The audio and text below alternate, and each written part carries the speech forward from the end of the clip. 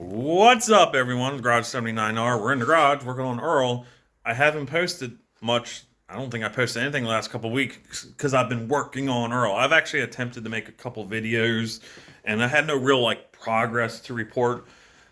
I've been struggling, to be honest. I'm not gonna lie. I was struggling with this car with the rewiring of it and with all these changes, the different sensors, blah blah blah. In the end, I'm an idiot. I had the main crank sensor wired incorrectly. For some reason, I completely ignored the instructions to ground it to the motor, like normal.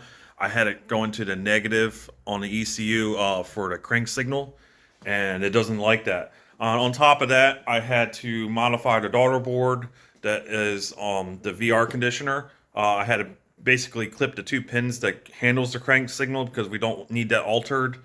So it goes directly to the ECU or the processor or whatever. And what else? What else I needed to do? Oh yeah, I had to move the jumpers around, which I kind of knew, but I wasn't sure yet. So the culmination of all that, Earl wants to start up. Right now the battery's flat because I'm starting from scratch, brand new tune. This is actually a second ECU because I thought I hurt the first one. So this is actually on my second ECU, but same thing. Fish Dog from Speedy AFI. Uh, Thank you, Chris, if you happen to see this. I probably was frustrating you because I'm an idiot. And Isaac, both of y'all were trying to get me in the right direction.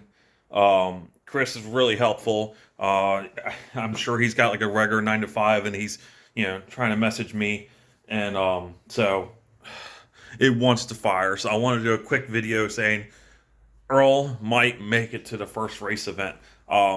We're literally 2 weeks away. I almost don't want to go to work today because I just want to work on this. But I gotta get something done at the shop. So, game on.